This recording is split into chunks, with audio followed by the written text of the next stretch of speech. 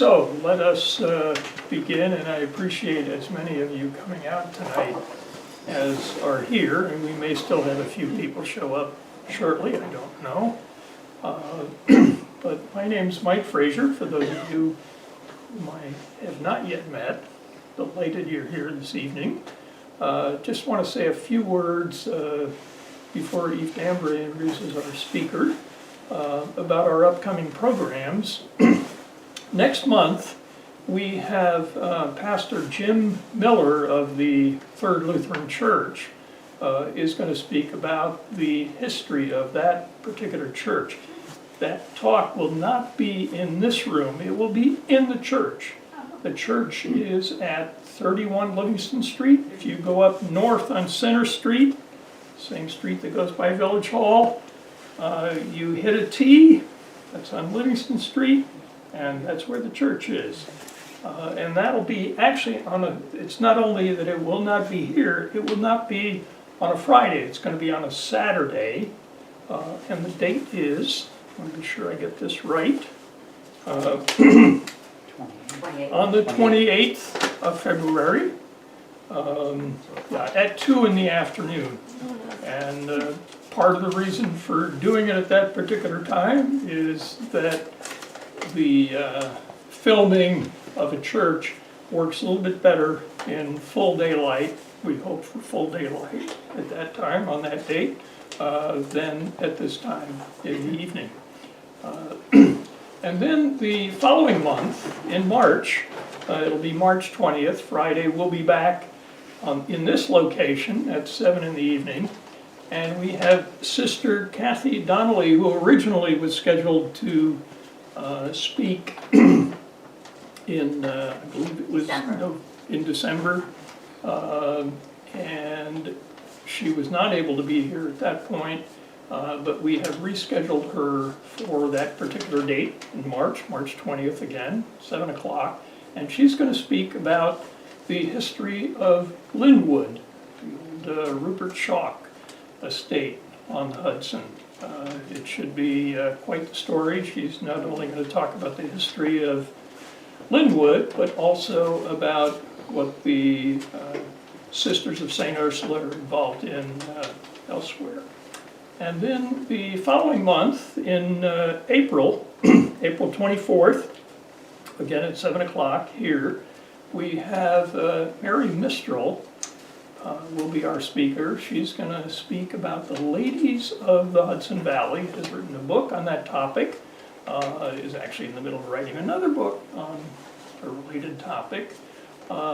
And some of the ladies of the Hudson Valley that she will likely be speaking about include Janet Livingston Montgomery, who owned a good chunk of this village of Rhinebeck back sooner around the time of the Revolution, and Margaret Beekman, and a few other folks who we should all know about or be reminded about. So I'm going to turn it over to Eve Dambra and to introduce our speaker this evening. Thank you, Mike. I will be brief about our speaker, Dr. Shelby Landmark, because I think more than some of you had heard her speak here in November. She presented a talk on the horses of the Roosevelts and the Delanos, which was a wonderful talk and very appropriate because I met her at the Southlands Foundation in riding lessons. Our trainer, Susie Williams, told me, "You have to meet Shelby. You'd be so interested in her work and the history of it." And Susie Williams was right. The connection was formed. We had one wonderful talk in November, and I think we'll have one tonight.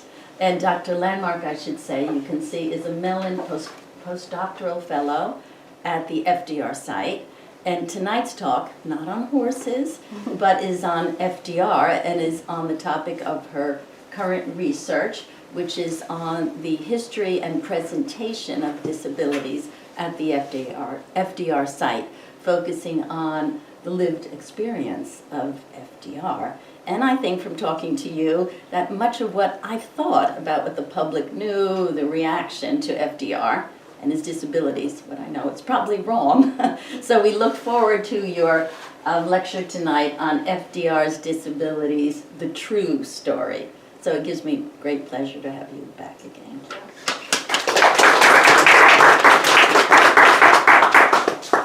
Thank you. This is going to be the first time I've done this lecture publicly, so some of this information will be new for sure to everyone here. And possibly this is the only time anyone is really saying these things. So our park, the home of FDR in Hyde Park, this is the first time anyone has been making this argument.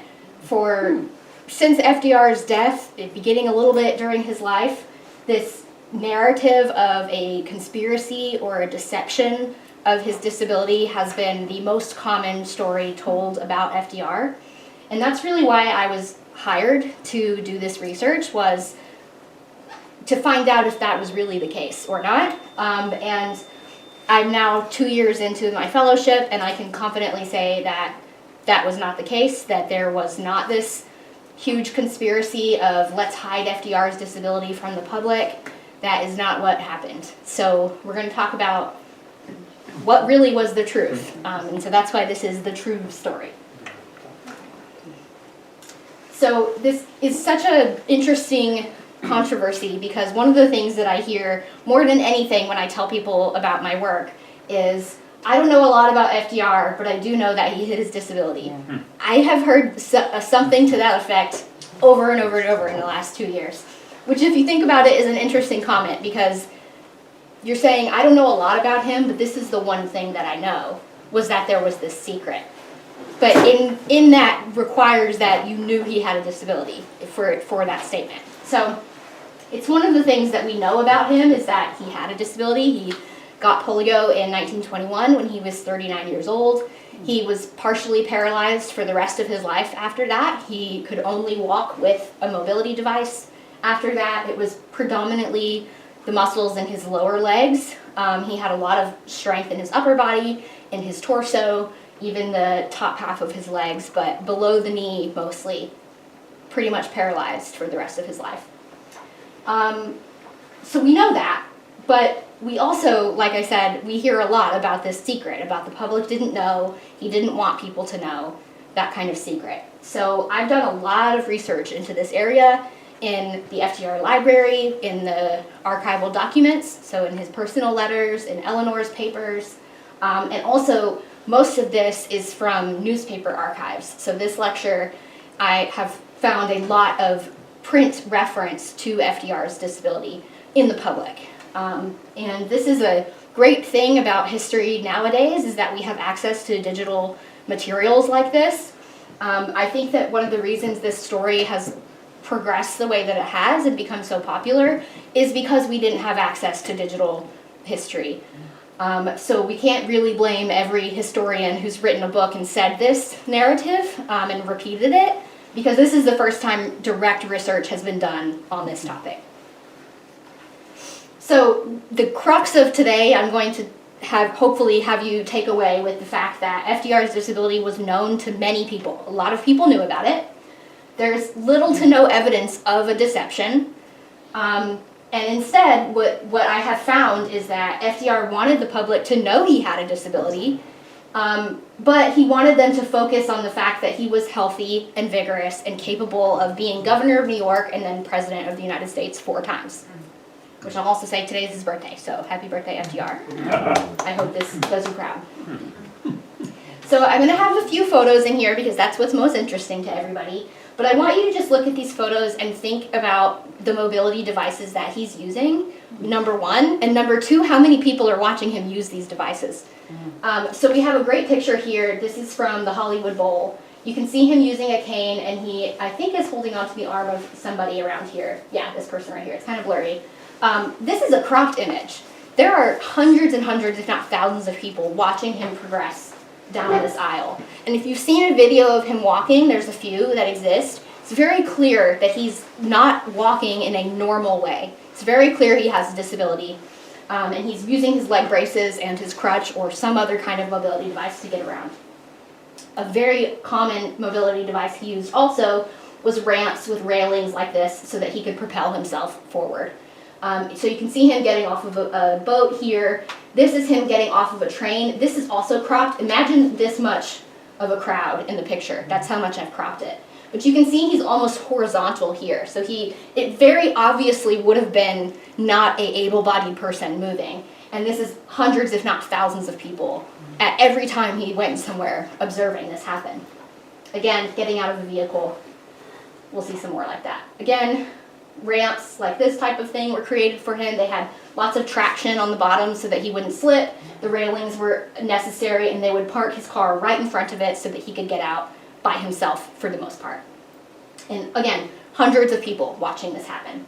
Similar, another little ramp pulled right up to the car. Again, getting onto the boat, having a ramp, using it to hold himself up. This is from Ebbets Field, so the former home of the Dodgers, I believe. Mm-hmm. This ramp was built just for him to drive his car up. Mm-hmm. This platform is for the press. So the press is right there capturing this unique situation. So just from the pictures, you can kind of see this doesn't look like a secret to me. And when I was first getting into this job, it was very clear to me that this is a disabled person. And I was just surprised that every time I talked to somebody or read a biography about him, that was the narrative, was that nobody knew about it. And if you were alive for his lifetime or knew someone, a lot of times people will say, yeah, we knew there was something going on. So even firsthand accounts, people discussed it. But mostly I want to talk about what the public knew versus, what maybe his inner circle knew. Here's another example of one of his mobility devices. So this is a type of, what do we call these? Podium, yes. That was created just for him. So you can see the extra, the handles here so that he could propel himself up. And then behind him you can see somebody holding his cane, so he would have not had very far to go. This is a picture of a diagram that I found at the FDR library, that this was from the Secret Service files, and the Secret Service had an advance team that would go to every location where FDR was going to go, and they would make sure that he had a podium, a ramp, or steps with railings, whatever he needed to get out at his spot and do a speech or whatever he was supposed to do. And they had a dedicated team doing just this. So they had these diagrams in case there wasn't something like this, so they would hire local carpenters to build something so that he could, do what he needed to do. So again, very public. People saw this happening. We had to know he had a disability to watch this happen. And you can also see the press down here. So you'll have to take my word for it for now, if those pictures didn't convince you. I haven't found any evidence hardly of deception. There's very few pieces of perhaps some kind of strategic management of his public appearance that is going on. So that's where when a lot of people ask me, where did this narrative come from? Where did this deception story come from? There is a grain of truth in it. There was some strategic management of how he appeared in the public. And I think that it mostly comes from these three things, which we'll talk about each of them. The lack of wheelchair photos. So you might have heard there's only 4 photos of him sitting in a wheelchair. I'm going to show you that there's actually double of that we know of, that my friend Steph and I have found through our research.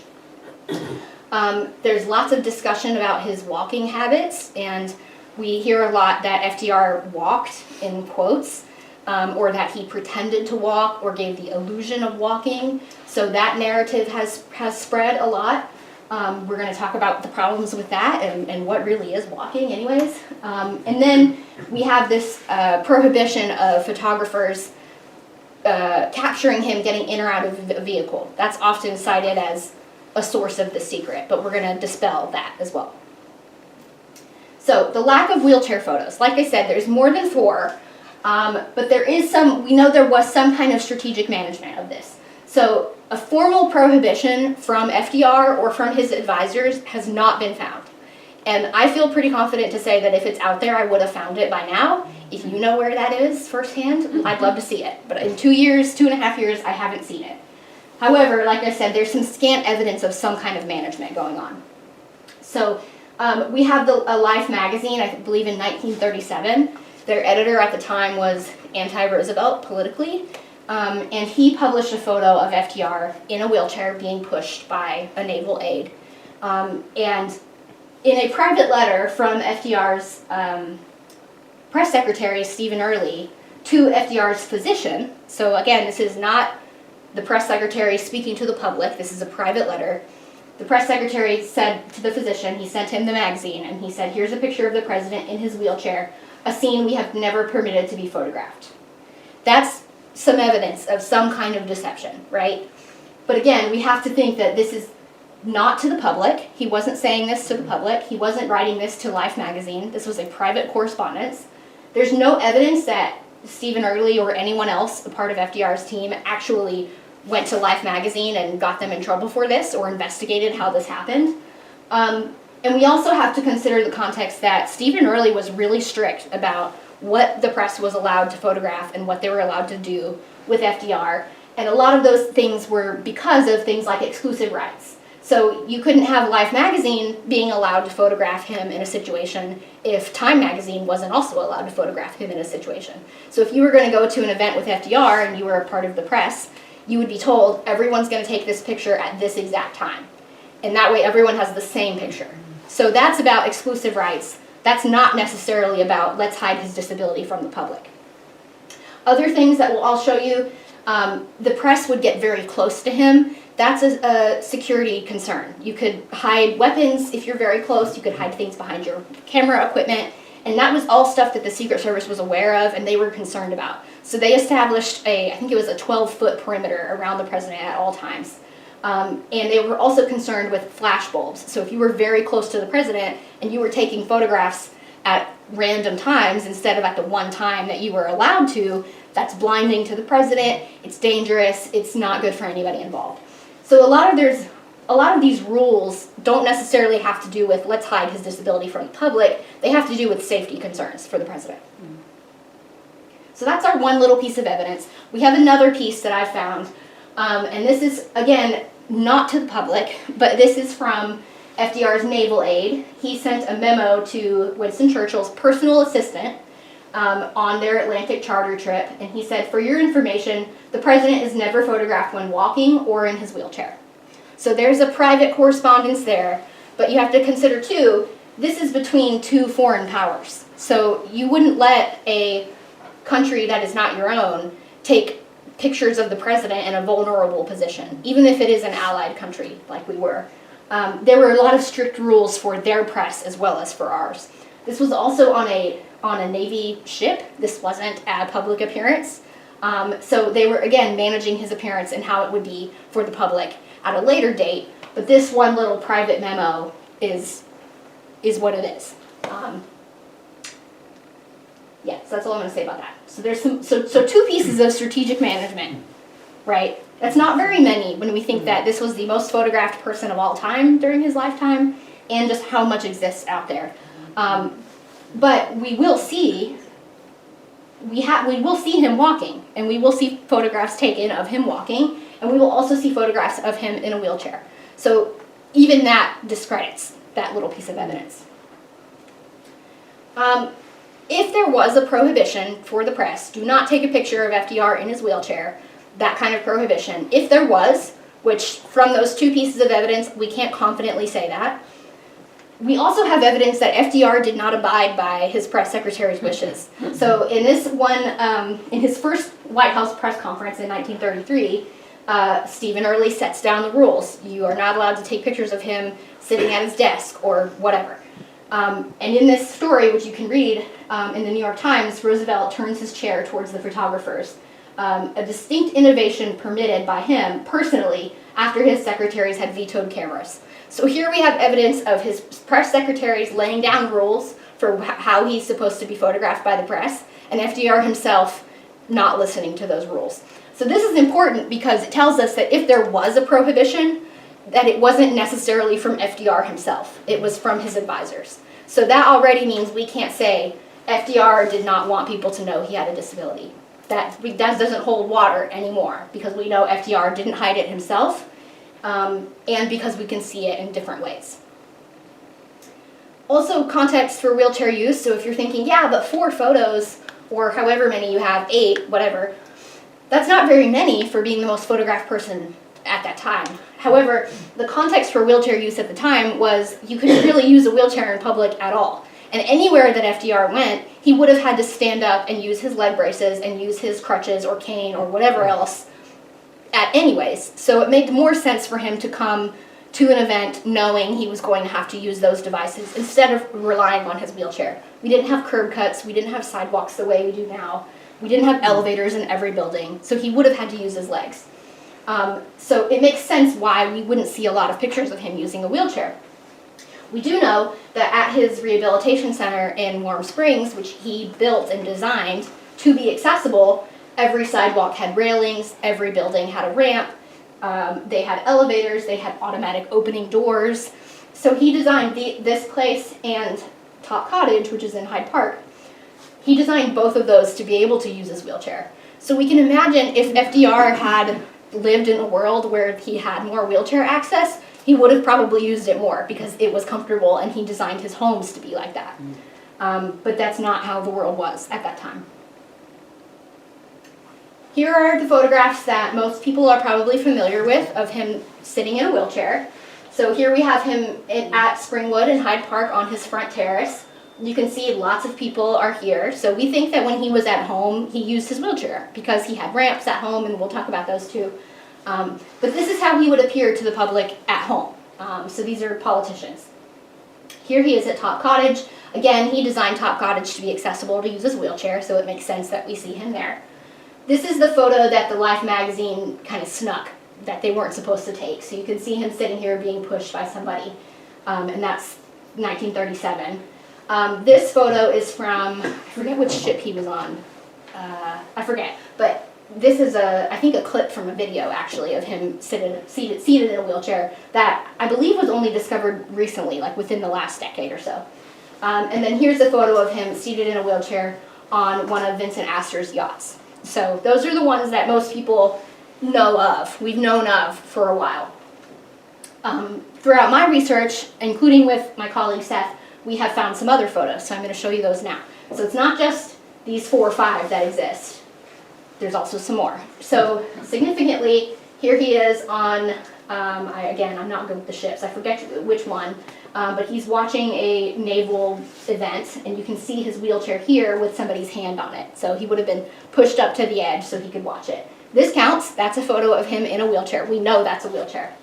This is a clip from a home movie filmed by his friend and secretary, Missy Land. This is at Warm Springs, so again, it was accessible for him to use a wheelchair here. Interestingly, you can see this has hand rims, so not all of his wheelchairs had hand rims. He did have to be pushed a lot, but when he was in places where it was accessible for him to get around independently, he used wheelchairs that had hand rims, so he could do that. Here's a photo that Seth found of him. You can see just right there, the very tip of a wheelchair. So he's also seated here. And then I have a couple of him in the photograph with a wheelchair next to him. But it was his practice to sit into a stationary chair once he got where he was going. So his chairs were not very comfortable. They didn't have a lot of cushion. But he preferred to get where he was going and then get in his desk chair or get in a different kind of chair. So here you can see him. This is at Camp David. It used to be called Shangri-La. And you can see his wheelchair right there. So he had got out of that wheelchair to sit in the dining room chair along with everybody else. This is his last address to Congress. This is one where he actually, in his address, he says something to the extent of, "I hope you'll forgive me for being seated." His health was failing at this point. This was towards the end of his life. This was right after the Yalta conference, I believe, so he had just done some international travel extensively and he was tired. We don't know, but he did appear in front of Congress in a wheelchair. So he was pushed and then he got out into where he was going to give his address. So I'm counting those as pictures of FDR in a wheelchair. So there's more than people think. So I haven't seen every picture of FDR that exists out there, and there could be more, and there probably is, and we'll let you know. However, even if there wasn't any photos of him in a wheelchair, he used other mobility devices, like I said, and one of those was his car, which he used as a wheelchair. So he would drive his car in situations where you would not normally have a car, such as planting a tree here from his car. There's another one here, planting a tree from the car. If you were a member of the public and you were watching this ceremony, you would have thought, that's weird, that able-bodied person, why wouldn't he get out of his car to do that? Petting farm animals on his property from his car. Giving speeches from his car. This was very common for him to do. Shaking hands from the car. Again, sitting on the jump seat, I think, or I don't know, the back, sitting on a car, giving a speech. Throwing out the first pitch at a baseball game from the car. quite unusual activity. And you wouldn't have seen those things happen and think, oh, that's an able-bodied person. You would know he had some kind of disability. But like I said, using a wheelchair at the time was not effective. Your car could drive over bumpy roads and get you somewhere better. We also have evidence that he discussed his wheelchair in public. So he talked about using a wheelchair in public. On election eve in 1932, he visits in Beacon the Castle Hill Veterans Hospital. And he says, I'm sorry I can't visit all the wards, but I want to come back here, and if the superintendent will give me a wheelchair when I come back, I want to see every one of them.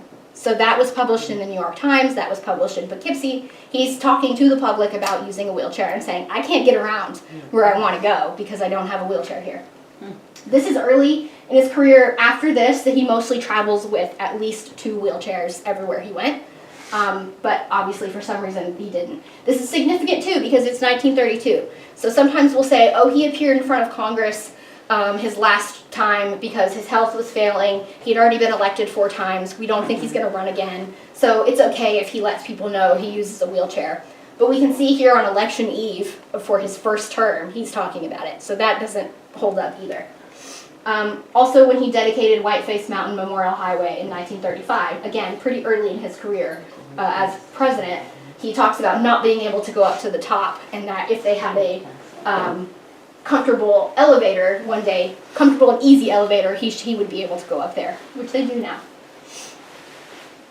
Okay, another source for why this deception narrative happened was because we saw him walking a lot and not using a wheelchair. And so people say he's pretending to walk so that we can think he's able-bodied. And that's why, he doesn't want anyone to know. But it's important to also know the context. For people who were recovering from, or who had paralysis from polio, it was the standard practice to walk as much as possible.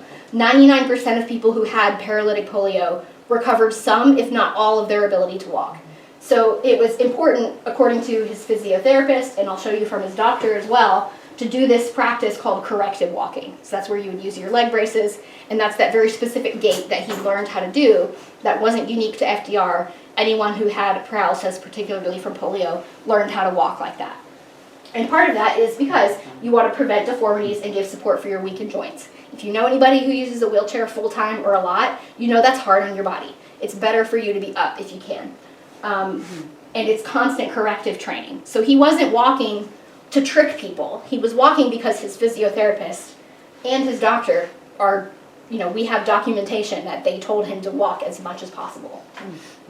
He wrote a letter to FDR saying, I think it's important for you to do all the walking that you can. So that's another reason why we might not have seen him use a wheelchair a lot. He was prescribed to do this walking.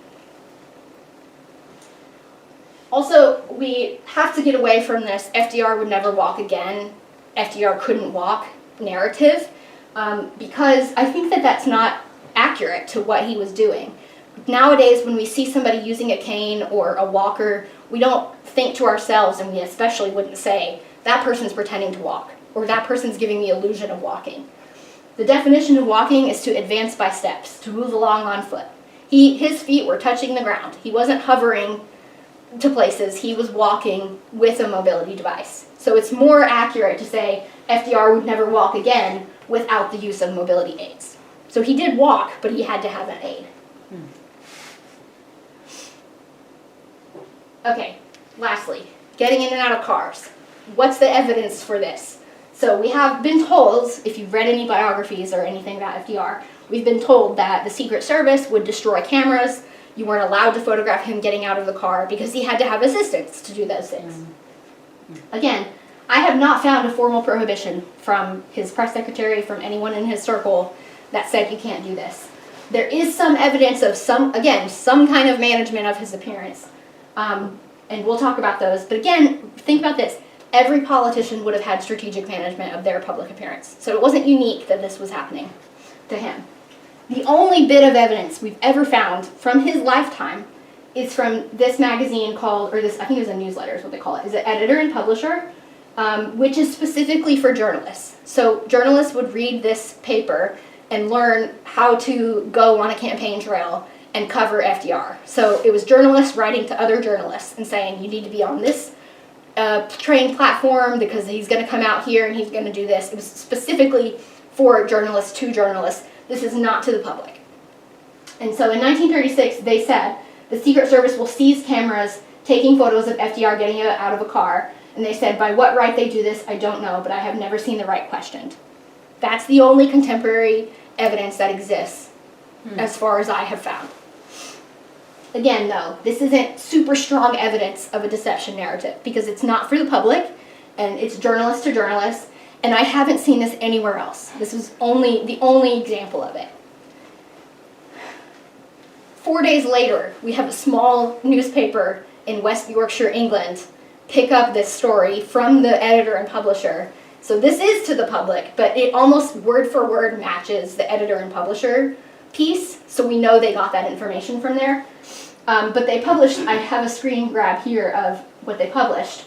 So the top says the president's disability, and they talk about him resting, and they talk about his disability and appearing after the train stops, supported on the arm of one of his sons or a personal bodyguard. He cannot alight from the train until his special ramp has been brought back by 6 or 8 men who often have difficulty in forcing a way through the crowd. So if you were in a crowd at a train stop, you would have seen 6 to 8 Secret Service men carrying his custom ramp, which was really heavy. So you would have seen that if you were there in person. And that's what they're discussing. But then in this next paragraph, they say press reticence. And this is where they copied the editor and publisher. And they say almost the exact same thing. Secret Servicemen will seize any camera that shows this or him getting into a motor car, and they'll tear out the film. So they kind of embellish a little. Their right to do so appears doubtful, but nobody so far has ever questioned it. That's very obviously from editor and publisher. So it's really one source that we're seeing here. We're not seeing two. But again, this isn't anywhere else. This is an English paper. It's not an American paper.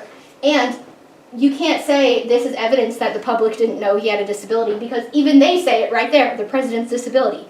So if you're talking about a deception narrative, that means whoever's reading that is going to still know that FDR had a disability. Okay. This is some evidence that I see evidence get cited a lot that I have found does not also hold water.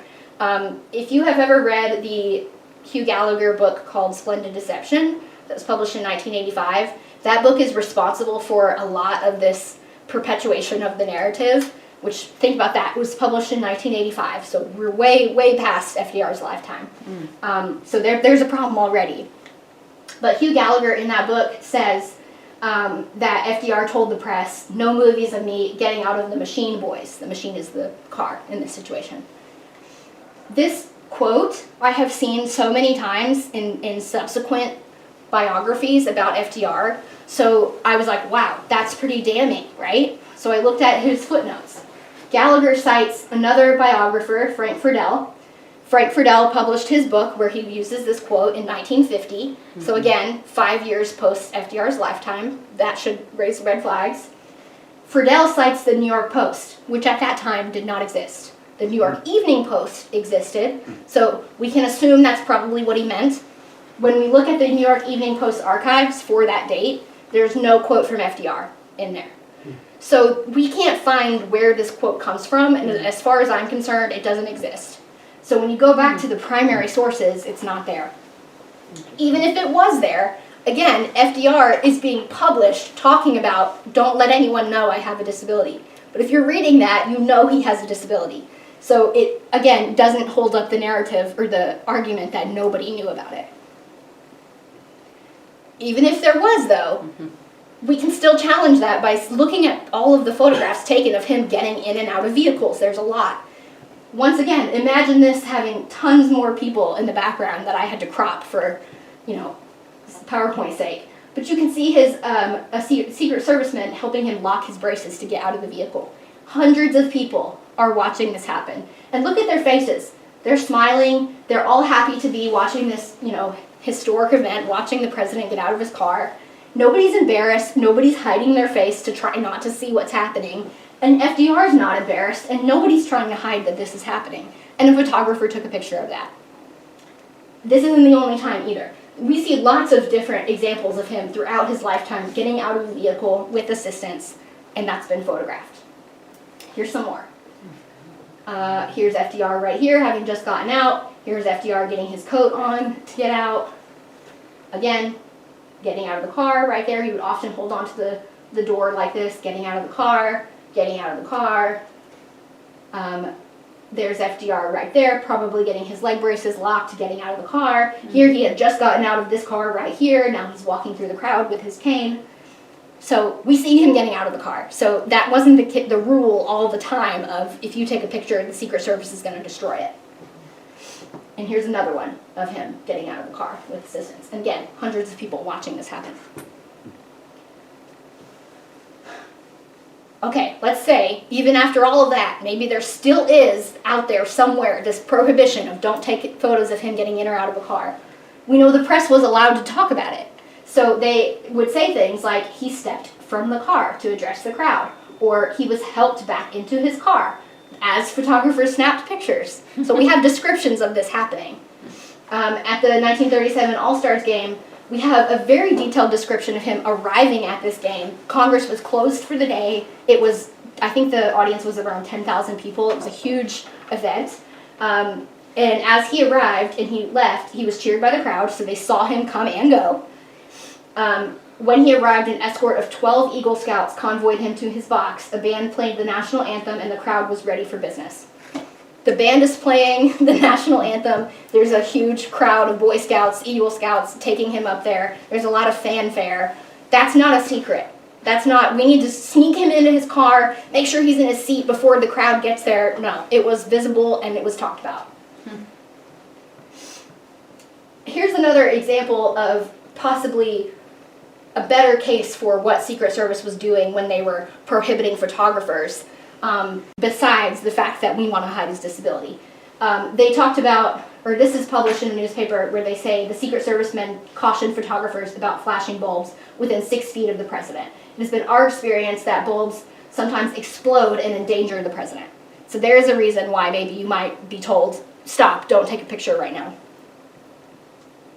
Okay, so if there's no evidence for this deception narrative, and actually the evidence tells us the opposite, we can see him being disabled in public, we can see that it wasn't a secret, why is this story so popular even today? I have a few ideas. Number one, social stigma at the time, which we'll talk about. Maybe FDR himself had some internalized stigma, and then political efficacy, so it was politically useful. So we're going to talk about each of these. Social context at the time. This is a more recent FDR biographer, James Tobin. He says being seen as a cripple was often a bigger problem than actually being a cripple at the time, to use language from the time. I think that's pretty true. I think that's, for that time, what I have read, that makes sense, that you didn't want people to only think of you as a cripple or an invalid, to use the words of the time. And in fact, it was inconceivable, if not terrifying, to imagine not only a public figure, but the president using a wheelchair. That was not something that people were used to seeing or knowing about. And we have evidence that FDR was aware of this fear, of this social stigma. So he told his physiotherapist, I'll walk without crutches, I'll walk into a room without scaring everybody half to death. I'll stand easily enough in front of people so that they'll forget I'm a cripple. That's not the same thing as saying, I'm going to trick everybody. That's him being aware that people would be uncomfortable with this, and so he wanted to make people be able to forget that so they could focus on some of the other huge problems that he was dealing with during his presidencies. So he's aware of the social stigma, but he's not himself saying, I'm ashamed of it, or I'm embarrassed of it, and I want to hide it. He's saying, I'm aware people might be upset. We also know he was aware of the stigma of people who use wheelchairs because of his grandfather. So Sarah Delano's father, Warren, right here, used a wheelchair for, I think, the last decade of his life. And you can see a 14-year-old FDR propped up on his grandfather's wheelchair. So he was very familiar with what it was like to use a wheelchair at this time. Here's another solo photo of Warren. For his 50th anniversary, he was discussed in the New York Times, Warren, I'm talking about, was discussed as being confined to an invalid chair. So that was very public knowledge that his grandfather used this chair, and we can see that FDR knew about it. And he was aware that if you were using a chair, someone would refer to you as using an invalid chair. That's what wheelchairs were called at the time. So there's a lot of stigma with that, and he would have grown up seeing what that was like. And when he wanted to get business done, you don't want people to just think of you that way. So we can understand why he would have been hesitant to show himself as vulnerable in that way. Possibly he had some of his own internalized stigma. We can't really say for sure what FDR himself thought because he didn't leave us a diary or anything. Again, Hugh Gallagher, he likes to embellish a bit. He's a good storyteller. He says Roosevelt shook his fist at the fates and seemed psychologically unable to acknowledge the permanence of his paralytic condition. What he uses to back this idea up is that FDR never admitted he could never walk again. But again, like we talked about, almost everybody who had paralytic polio would regain the ability to walk, and he did regain the ability to walk. Initially, he was paralyzed from the neck down. He went to a lot of physical therapy and did a lot of exercise to be able to walk again, so he wouldn't have ever said, no, I can't walk, because to him, he could. And we don't know what how he was shaking his fists at the fates or not. We don't know that for sure. There's a lot of other, I'll skip that. We do know that he talks about overcoming his disability to be in a much better shape to render service in a political campaign. But again, this is in a private letter, and like I said, he would have been told and he would have believed he would have gotten better over time, because that was the case for most people. We also have a lot of biographers talking about embarrassing moments, like when FDR first went back to work, he fell in the lobby of his office building, and there was a lot of people who observed this happening, including some of his future friends. So situations like that, him being carried, etc., a lot of biographers like to infer how they would feel in that situation, and they'll say things like, despite his apparently cheerful demeanor, he must have felt embarrassed inside. This is from a recent biography that was published in 1923. Again, this is not good history, because we don't know what FDR would have felt inside. And for this particular instance that they're talking about, where he fell first going back to work on the slippery floor, he laughs, he's joking about it, he's very jovial. That tracks with what we know about his personality anyways. There's no evidence of him being outwardly embarrassed or ashamed of that situation.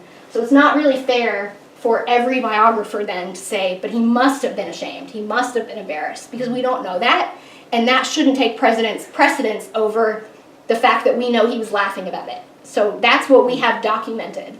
We don't have documented his internal shame, if there was any. Most compelling to me is that it was politically useful for him to seem as strong and capable as possible, and I don't think that's a stretch for us to understand. Like I said, wheelchairs were called invalid chairs, so if you used one, you were considered to be an invalid. That definition of that word means you are not capable of doing things. We know he was criticized early, so he had polio in 21. His first real public appearance was 1924. In 1925, he got a letter from somebody who was criticizing him for not standing during the national anthem. So he was early on getting criticized for not standing. And he wrote back to this person and he said, as I wear steel braces on both legs and use crutches, it is impossible for me to rise or sit down without the help of two people. So he presided over the beginning of this event. After that, I sat down and remained seated. It is of course not exactly pleasant for me to have to remain seated during the playing of the national anthem and on other occasions when audiences rise. But I am presented with the alternative of doing that or not taking part in any community enterprises whatsoever. So we know he himself had already had backlash from the public when he wasn't standing. So it makes sense then why the rest of his life he made a point to stand as much as possible. But again, that's not him keeping a secret. He says, I wear steel braces. We also know that he particularly wanted to show his body to the public and wanted to show him using mobility devices because he wanted to convince people that he was capable of doing the jobs he was running for. So his strategy was to show his body to the public. When he was running for governor, the Republican side would criticize him in the papers and say he's being basically abused and being forced to run for this position, when they should just let him be an invalid at home, let him just stop forcing him to be in the public eye. And then he responds to that by saying, I'm not being forced to be in the public eye. And he says, do I look to you good people like an unfortunate, suffering, dragooned candidate? And then he starts talking about all the places he's traveled. So he's traveling every day, doing 12 speeches a day, stopping at every town they come across, 6 outdoor meetings today. I hope you will pardon me if my voice is a little bit frayed tonight. That is the only part of me, except a couple of weak knees, physically, but not morally. So he would even make jokes about his things like his weak knees. He's not morally weak, it's physically. So he's talking about his disability. There's another time where he is criticized when he's running for governor, and he says something to the effect of, I'll actually be a better governor than so-and-so because I'll be chained to my desk, so I'll get more work done. So he talks about not being able to stand easily, and to him it's an asset, but he's essentially convincing the public, I can still do my job. That's not the same thing as convincing the public, I don't have a disability, I don't have paralysis. It's not the same. He got a lot of criticism for having ill health, and that's an important distinction he wanted to make with people, was I'm perfectly healthy, I'm just disabled, or I'm just paralyzed. I'm not sick, I'm just paralyzed. Those are not the same thing. So there's lots of examples of him writing to journalists and correcting them when they say FDR has poor health. And he's like, I actually don't, and you can ask my doctors. Like, I'm in perfect health. And he says things like, legs and arms, feet and hands, they're mere appendages, that's all. We don't think with them or keep alive with them. We're not invalids. And he uses things like we, us, that kind of language. So he's including himself in that. Again, here's an example of him writing to a newspaper editor where they say that his health is poor. And he says, I know you want to be fair, my health is excellent, though as you know, I still have to wear braces following infantile paralysis, which is what they called polio back then. But that can hardly be construed as having anything to do with general health. So he's making a distinction. Yes, I still use mobility devices because I still have paralysis, but I'm not in poor health. And he would say he wanted people to see this is inconsequential to his ability to work. I'm not in any sense an invalid. I have to walk with braces and a couple of canes, but he's not an invalid. Again, letter to a newspaper editor, it's hardly fair to say that a fellow is not well when his general health is about 100% perfect, and the only thing the matter with him is that he has to wear braces on his legs and walk with a cane. So I'm still capable, but he's not hiding the fact that he uses mobility devices, which means he's not hiding the fact that he has a disability. He's just trying to make newspapers discuss him more accurately. Okay, here's the piece de resistance. This is the big deal here. If you have been to the park in the last year, you might have seen an exhibit that I opened, which is all about the public use of his mobility devices. Since that exhibit, I have found hundreds of more documentation of him using devices in public and his disability being discussed in public. So that's not in the exhibit, but I'm going to show you some of them here. What's important here for you to understand is that these are print references for the most part. So if we get hung up on the fact that there's not very many photos of him, we ignore the overwhelming amount of print discussion of his disability. And we don't have time to go through all of them, but I just want you to see the quantity so that you get an idea of how much there is. And this isn't comprehensive either. This is just from my research for the last few months. So when I search on the newspaper archives, I'll search things like Roosevelt disability or Roosevelt crutches, something like that. Think about how many different keywords I could search. Roosevelt or FDR instead. FDR crutches. That's a different search result. The first time I searched FDR paralysis, I got over 300,000 results. And that's not the same results as FDR paralyzed. So think about that. There's hundreds and hundreds of thousands of discussion like this, starting in as early as 1922. So we start to see him being discussed as a bedridden cripple. At this point, he pretty much was. This was very early in his recovery. Skip ahead to 1924. We don't have much from the years before that. He was mostly doing rehab at that time. He really didn't come back into the public until 1924 when he went to the Democratic National Convention to place Al Smith in nomination. Here's a photo of him doing that. It's very blurry because it's 1924. They talk about him being wheeled to the stage. So that was visible to whoever was there, and then that was published in print. Roosevelt paralytic manager, Roosevelt paralytic hero of convention. These are headlines very clearly saying he has a disability. 24, here's some more. Roosevelt pathetic cripple. crippled by paralytic stroke. Roosevelt is a cripple. There's some excerpts of him being carried to the stairway leading to the platform, placed in a chair. Wheelchair crutches and attendants are with him wherever he goes. Skip ahead, 1927, he kind of takes a break again. He doesn't really get back into it until he starts to run for governor, which he will be elected in 28. So he's starting to be talked about more about him raising money for other people who have disabilities. But they talk about him being left almost a cripple by the ailment. 27, 28, it's going to kick up now because now he's really in the public eye. He's not in ill health, but he has difficulty with his legs, and he says that. He hasn't entirely escaped the physical crippling. Again, he probably thought he would 100% get over it because most people did. So it's usually talked about him like that. Disease left him paralyzed from the waist down, blah, blah, blah. He still wears braces, tons of that. 28. In fact, his own advisors published a pamphlet called The Facts of the State Campaign, where they say the attack which 8 years ago deprived him to a great extent of the use of his legs. So his own advisors were sending these pamphlets out to the public saying he doesn't have the most use of his legs. So they themselves were saying that. He even quoted, too, at speeches. He would say, obviously I'm not in a condition to run, therefore I am counting on my friends all over the state to make it possible for me to walk in. So again, making a joke about it. We're going to skip some so we can get to some more interesting ones. 29, we're starting to see his system of ramps being constructed to let him get to a platform in the wheelchair. So discussion of the wheelchair there in public. In a radio address that he gave, he says, people know that that restoring one of us cripples, so calling himself a cripple, because as you know, I walk around with a cane and the aid of somebody's arm myself. So he even knows that he's acknowledging people know this about him. That's how much not a secret it is. Let's see. Here's where he's starting to run for president. He's been at Warm Springs, his rehabilitation center. This one said the physical condition of FDR is a matter often discussed. So there's a newspaper from 1932 acknowledging that this is very often talked about.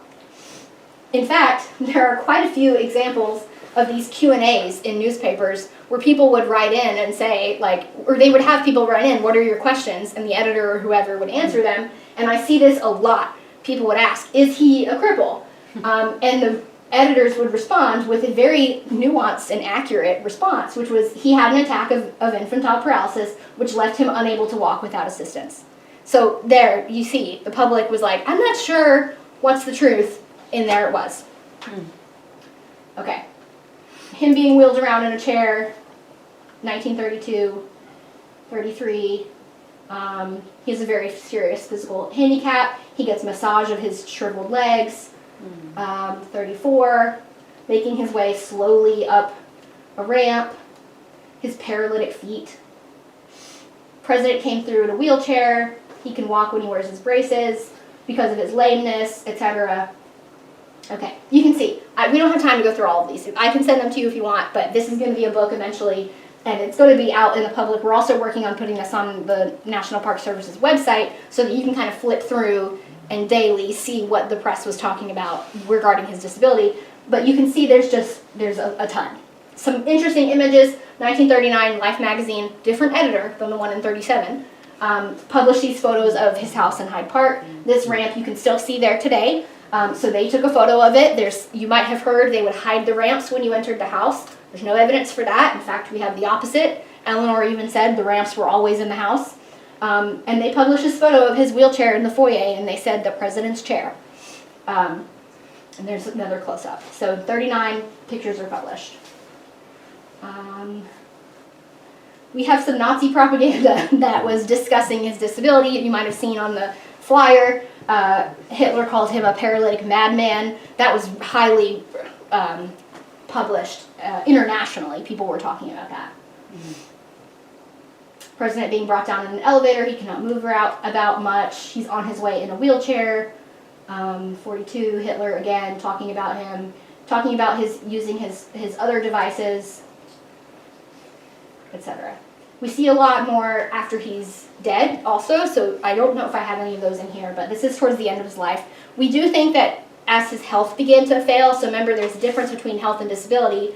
At the end of his life, his health literally was failing. He was very unwell.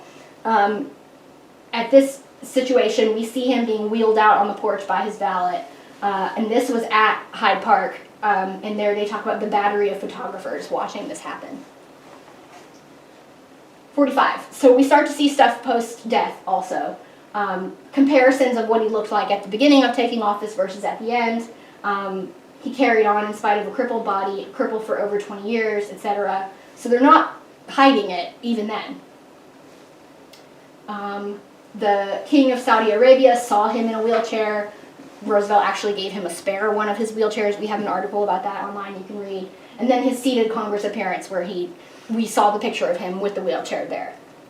So, those are just excerpts. Those aren't even every example from every year of his life, but they are out there. And so I hope that you will take away from this that it was not this big secret that we think it was, and that maybe there was some strategic management of his public appearance, but it's not the way that it gets written about now. So the next time you hear someone say nobody knew that FDR had a disability, I hope you will be able to remember this and point to a lot of these examples, like the photographs that you just saw of him looking very disabled. So anyways, we have a big task. This is a big mountain to challenge because this is a very predominant story. But anyways, I will hang out if you have questions because I think that it's important that we stop saying that.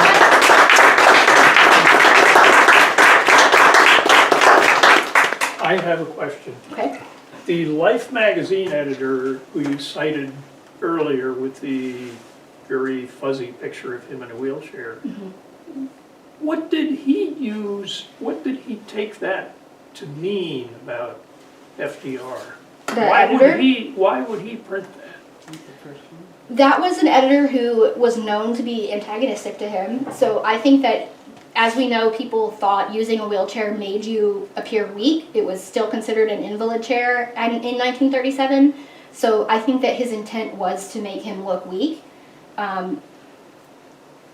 I think that's a shame that we think of wheelchairs even today as if you use one that you're weak. But I think that stigma, FDR himself was aware of that stigma. And so that's probably why he didn't want just everyone taking pictures of him looking vulnerable. But that doesn't mean that FDR himself thought it was a bad thing. Yeah. Other questions? Yes. I'm curious, FDR's grandfather, there's a photo of him in a wheelchair. Did he also have polio? He didn't have polio. He broke both hips on separate occasions. He was blind in one eye, and I think that the worst fall he had, it was over a 10-foot fall, basically into a cellar. I think he didn't see it, and he fell and broke his hip, and he was bedridden for 8 weeks. And he probably should have died from that, but he did use a wheelchair for the rest of his life. Yes. How many people in this country suffered from polio? Like, was it something that the public knew? There were children, there were adults. It wasn't like it was just, he was the only person in the country. Right. Didn't people just say, oh, he's got polio, and he's using devices like the children and this, I just can't understand what people were thinking, because he wasn't the only person that had polio. So what? Right. It was a huge problem. I can't think of the numbers off the top of my head, but there were right? there were epidemics of Right. it. And that's why we have the March of Dimes, which FDR started, was to fund research and rehabilitation programs for the huge amounts of people that had this. And you won't see it discussed as much as polio until later, but it was called infantile paralysis because it affected mostly children. Right. So when he first contracted it, we think he possibly contracted it from a Boy Scouts event that he went to, so around children. But his initial doctor was like, it can't be infantile paralysis because he's a 39-year-old healthy man. So he was misdiagnosed at first. We still there is some discussion of if maybe he had polio or not. There's some people nowadays might think he might not have had polio. That doesn't really matter as much for my research because regardless, he was paralyzed from whatever it was, and he believed it was polio. So he funded a lot of research that eventually would give us the vaccine only after his death. But wouldn't people know, well, people have polio and they're using wheelchairs or they're using braces? Why would he not be doing that like everyone else? That's what I don't understand. That's a good question. It was commonly known. It was a lot of people were affected by polio. Not everybody could afford to have standardized mobility devices. But that's something that he worked on at Warm Springs. They had a wheelchair shop, they had a brace shop, they provided those things for people who couldn't pay for it. I should say mostly white people. It was still segregated at the time, and it was in Georgia. But yeah, there wasn't, even today, to get a mobility device is not the easiest thing. Right. And most of them had to be custom made. So at the brace shop, they would measure you for specific braces. But yeah, it was not unusual. And you'll see people who use wheelchairs that look like the ones he designed. So he designed his own chairs, and those would be put into production, and people had wheelchairs that looked like that. All of their leg braces looked like the ones he used. So yeah, he definitely wasn't the only one. Yes. I would think that another source of research would be Eleanor's many, I mean, she wrote so much. Could you even begin to tackle her writings to find her thoughts and comments on his condition and public statements? That's a good question. She didn't ever say that they would try to keep it a secret. As far as everything I've read from her, she never said that. She did talk about, she does say at one point, you would kind of forget that he had a disability because you would just be so focused by his charismatic personality, by all the other things that he was dealing with. So it wasn't a huge thing that, like, not every speech he gave, he would be like, hey guys, by the way, I'm paralyzed. You know, he would just get to business. So she talks about her and the children forgetting that this is even an issue because it was just a normal part of their life. There was another time she gave a lunchtime talk to some kind of women's wartime fundraising thing, and she was talking about going to a restaurant and seeing a veteran who had a facial disfigurement from being in the war, and how he went to this restaurant with his date and everyone in the restaurant left because they were so disgusted by him. And in this speech she talks about it is our job to ignore those things and to get over it, and we can't have that reaction, and we can't cry whenever we see someone who is disabled because they have to get back to their lives. So I like to think of that example as evidence of what maybe she felt about FDR, was that this isn't a topic of conversation every single day all the time. You know, we have to get over it. But she didn't really say too many specific things about I this. just thought she was so outspoken that she would have been a great person to address the... She did go to a lot of orthopedic hospitals even after his death, so that was a big part of her charity work. She herself she had a back brace as a child, and she talks about that in her biographies. She had a inherited hand tremor, so she did not like to write. If you've ever seen her handwriting, it's very messy. And she talks about using a secretary because of that reason. So she had her own things going on. Eventually I will give more lectures, and there will be an article online about this, but a lot of the family members had disabilities. So it definitely wasn't just FDR. Her family and his, they grew up around it, for sure. Right? You mentioned that they tried to keep him on the first floor of all the buildings. What if he had a scenario where he had to give a speech from a balcony, let's say? Would he have to be carried if it didn't have an elevator in the building? Did he have to physically be carried up the steps? Yeah, and there's a few times in print where they talk about seeing him be carried up. Towards later in his career, they figured out more efficient ways for him to get around, and that Secret Service advance team was a part of, I think, preventing that. So, you know, they would make sure there's a ramp or steps that had railings for him to get up and down. So I don't think he had to be carried very often. I think one of his sons did say he didn't like to be carried, but I don't think that's hard for us to imagine. I don't think most adults would like to be carried. So he had other ways to do that. But they would have elevators most of the time. He had elevators put in. Shelby, that was just exceptionally well researched and very detailed examination of a really important issue. Thank you. Thank you very much. Thank you for coming.